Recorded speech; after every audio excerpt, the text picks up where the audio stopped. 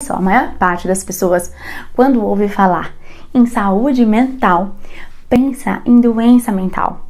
Mas a saúde mental implica em muito mais do que a ausência de doenças mentais.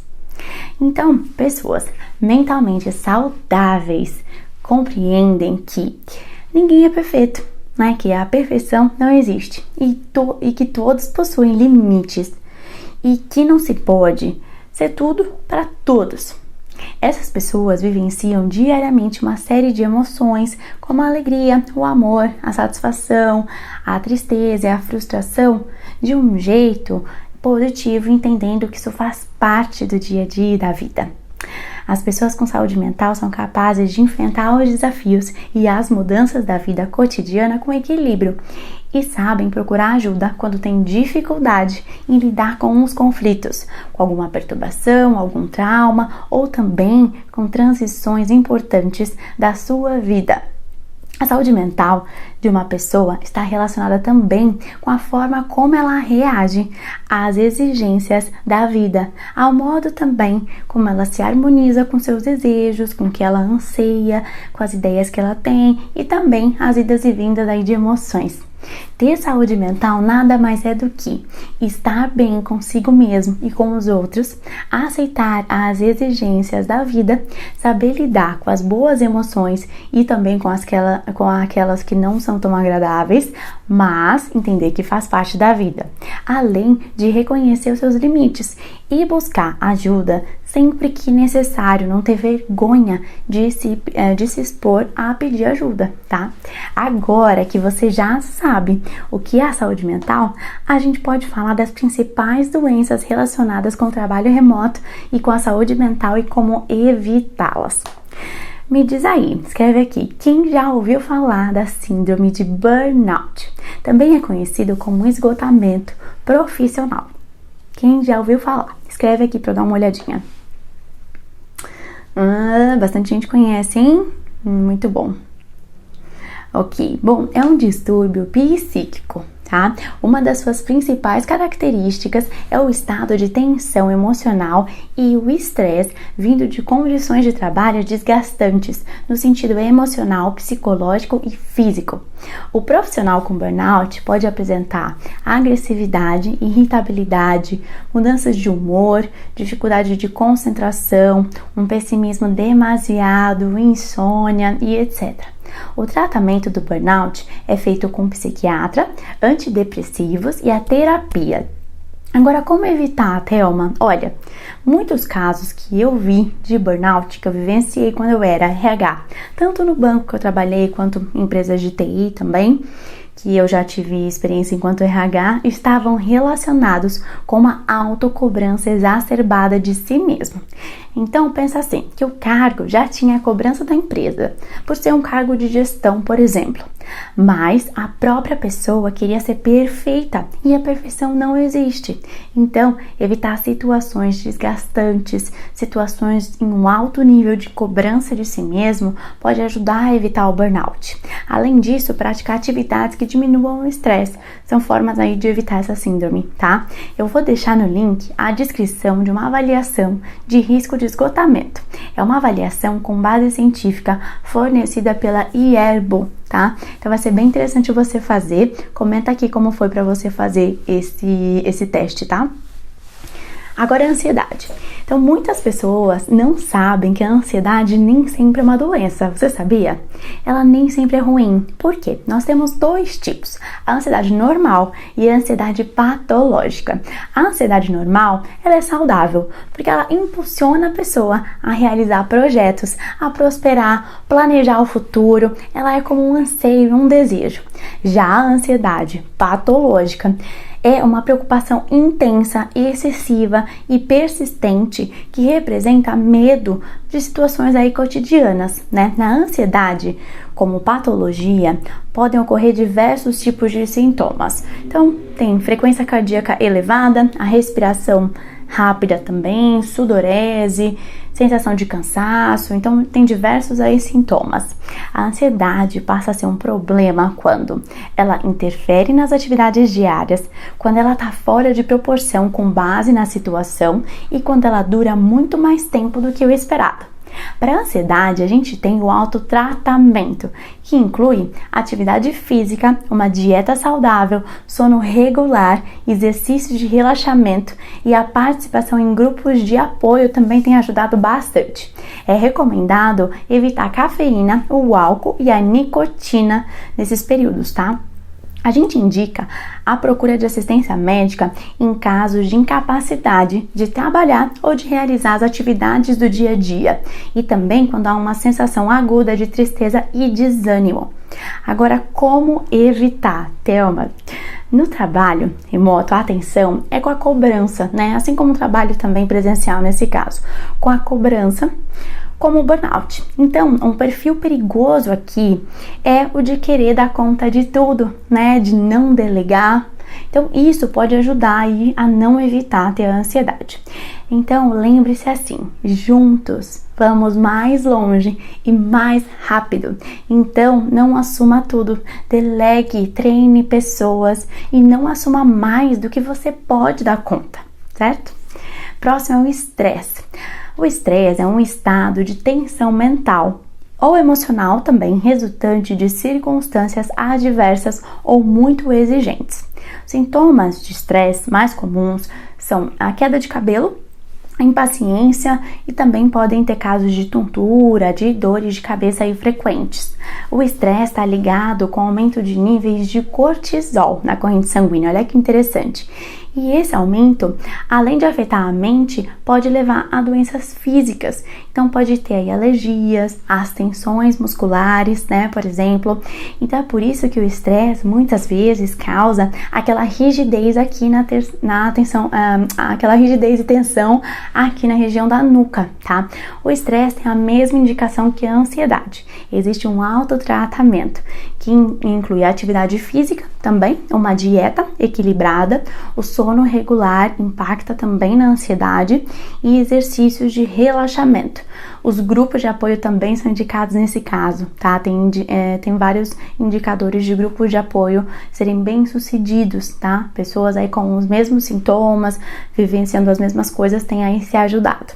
Então, a assistência médica deve ser aí procurada em caso de incapacidade de trabalhar ou de realizar as atividades do dia a dia e a sensação aguda de tensão, de impaciência também. Como é que a gente evita, né? Então, no trabalho remoto, a gente tem que observar o estresse pelas demandas, né? Ou uma notícia profissional inesperada, indesejada, e pelo famoso engolir sapos aí, como dizem. Então, observem tudo isso e tentem evitar ao máximo, tá? A depressão é o nosso próximo tema. Ela é caracterizada por uma tristeza profunda, né? Uma repressão do humor também e a perda de interesse e do prazer na realização de atividades do dia a dia. Ela está constantemente associada a sentimentos de dor emocional, de amargura, desânimo, falta de autoestima e desesperança. Inicialmente, ela até pode ser entendida como uma alteração de humor ou só um estado de negatividade que não é compatível com aquele momento. Por essa razão que muitas vezes ela é confundida com uma tristeza em um específico evento, tá? A verdade é que a gente tem vários tipos de depressão, né? São aí mais de 4. Então, a distemia, né, por exemplo, ela é um transtorno depressivo persistente ligado ao mau humor. A depressão pós-parto, ela é uma depressão ligada ao evento parto. O tratamento da depressão, no geral, vai envolver a psiquiatria, remédios como antidepressivo, tem também estabilizadores de humor, além da terapia. Agora a parte importante, como é que a gente evita, né? No trabalho remoto, o cuidado está linkado com a solidão, que é o nosso próximo tópico. É importante manter um tempo na agenda para atividades prazerosas para você realizar hobbies, coisas que você gosta, né? Momentos com pessoas que você ama, por exemplo, agora no online, né? Ou simplesmente também momentos que são seus, né? Momentos só aí. Próximo é a solidão. Então a solidão, ela não é uma doença em si, mas é um tema muito atual. E vocês me perguntam bastante na caixinha de perguntas, a solidão, né, a relação solidão e trabalho remoto. Então o sentimento de solidão, que é quando a pessoa está ou se sente só, traz consequências ruins para a saúde, porque ela causa tristeza, ela interfere no bem-estar e ela facilita o desenvolvimento de algumas doenças, como o estresse, a ansiedade e a depressão. Então ela tem esse link direto. Para evitar e combater a solidão, é importante ter atitudes que afastem essa situação e esse sentimento e que aumentem também o convívio social. Então, praticar o seu hobby, se inscrever em cursos, né? Ter mais contato com pessoas que você gosta, contatos com pessoas em geral também influencia a solidão. E também focar bastante em fazer o que você gosta, o que você fazia antes de estar com esse sentimento, tá? O ambiente remoto, ele propicia a solidão, mas é importante o profissional não ter esse mindset e buscar tudo que a gente falou aqui para evitar a solidão, Distúrbios do sono. Então, são mudanças nos padrões de sono ou nos hábitos que podem afetar negativamente a saúde do sono. Então, tanto a insônia, nesse caso, quanto a sonolência excessiva, né? São dois exemplos bem distintos. Quem tem distúrbios do sono pode ter dificuldade em, por exemplo, dormir, né? Ter fadiga também, ter um forte desejo, né, de tirar uma soneca aí durante o dia. Então, realmente isso é bem impactante ali para o trabalho, né, para a produtividade. E também alguns sintomas como irritabilidade, falta de concentração e de foco. A busca por ajuda médica, nesse caso, precisa ser observada e realizada quando houver a repetição de 2 ou mais comportamentos desses que eu citei, tá? Para evitar e combater os distúrbios do sono, é importante ter um ritual noturno, como não consumir cafeína, por exemplo, desligar os aparelhos eletrônicos, como a televisão e o celular, um período aí antes de dormir, né? Não ter esse contato logo antes de deitar. Quem acompanha o método sabe o quanto eu falo da importância dos rituais. E rituais, para mim, são comportamentos e atitudes em que dizemos para o nosso corpo e para a nossa mente o que irá acontecer e como é que a gente espera que eles se comportem. Então, por exemplo, eu antes de dormir gosto de tomar um chá e tomar um banho. Então esse é o meu ritual. O meu corpo e minha mente já se preparam para dormir. Eles já sabem que depois que eu fiz isso, o momento é de relaxar, é de não estar mais alerta, tá? Então essa é a importância dos rituais. No trabalho remoto, olha que engraçado, os distúrbios do sono têm tido muita incidência por conta da falta de horários, né? Horários fixos aí, pelo não cumprimento de uma rotina, né, por tudo ser muito novo. Então, muitas vezes, os profissionais esperam estar com sono para dormir. Aí já é de madrugada e tem reunião cedo, aí dorme pouco. Então, para evitar isso, é muito importante ter atenção aos períodos do home office, né? Então, divide bem o período home e o período office, ou seja, a vida pessoal e a vida profissional. Então, o balanço aqui vai ser essencial, né? Um balanço que faça sentido para você. Então, implantar os rituais, que são os exemplos que eu dei, e principalmente nesses períodos que são pré-sono e o despertar. Então, respeitar esses 2 períodos aí e os seus horários em si, tá? Distúrbio alimentar. Então, há uma grande quantidade de pesquisas que sugerem hoje que as pessoas que estão em uma situação de crise, né, e de estresse aí expostas a situações novas também, uma das primeiras coisas que mudam é o seu comportamento alimentar. Então o corpo, ele deseja aí alimentos com alto teor calórico e de açúcar também durante esses períodos estressantes, porque esses alimentos fornecem cargas de energia em um curto prazo e o estresse leva os níveis de cortisol a uma forma mais elevada, então faz com que o apetite aumente também. E os alimentos mais açucarados geram a dopamina, que é o neurotransmissor associado à motivação e à recompensa. Então olha aí o nosso problema. Então, comer por estresse é uma reação comum diante das pressões aí da vida. Mas a gente tem que se controlar e não deixar o home office virar um home eating, tá? Então, não existe mais horário de almoço para algumas pessoas, o que não pode acontecer. Então, o seu corpo, ele precisa entender que tem um período específico para você comer, né? Tem a necessidade aí da nutrição. Então, como é que você pode evitar esse processo, né? Você pode deixar uma quantidade menor de comida em casa, utilizar também um prato menor na hora de comer, além de mastigar mais vezes. A gente escuta bastante essa recomendação, né? Mastigar aí mais vezes os alimentos e manter a hidratação em dia. Isso é essencial também, tá realmente linkado aí a esses distúrbios, tá? No trabalho remoto, a gente tem um fácil acesso à cozinha, certo? Então, aí tá um problema. A gente precisa cuidar assim como os distúrbios do sono. Então, os distúrbios alimentares, assim como os outros, tem muito a ver com horários. Então, não precisa ter algo fixo, né, para as alimentações, porque muitas vezes não é possível ter pela agenda, por reuniões, né, fusos horários da sua empresa. Então, às vezes você não vai conseguir comer naqueles horários específicos, mas é importante que você tenha em mente o período das refeições principais, ou o número de refeições que você vai ter. 3 refeições principais, vou ter 2 intermediárias, ou eu vou fazer jejum intermitente, vou comer só a partir das 13 horas. Então, para você ter isso em mente, né? Adequar a sua forma de educação alimentar a uma média aí de horas no seu dia, né? Não precisa estar certinho aí na sua agenda. Eu trouxe também algumas dicas bônus pra gente fechar hoje. Então, quando você estiver fora de si mesmo, por qualquer motivo, seja por ansiedade, questões de sono, de estresse, eu gostaria que você testasse o seguinte. Primeiro, você vai focar no que você tem controle naquele momento e você vai refletir o que você pode fazer. Qual é a ação que só depende de você? Você vai fazer essa ação e vai ficar bem, porque você fez a sua parte, o que estava no seu alcance. Nosso segundo passo é que eu li há algum tempo uma psiquiatra falando que a gente consegue controlar os nossos sentimentos através da nossa postura e do nosso movimento do corpo. Olha que bacana!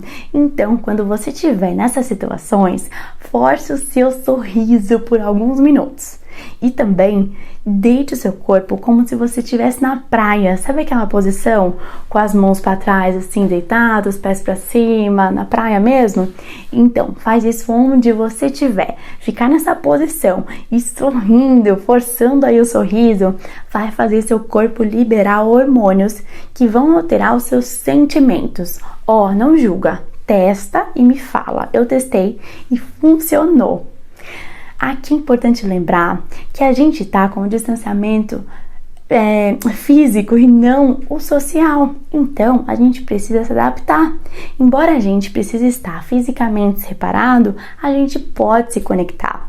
Então, tem tudo a ver a gente falar disso aqui, agora que a gente está falando de saúde mental.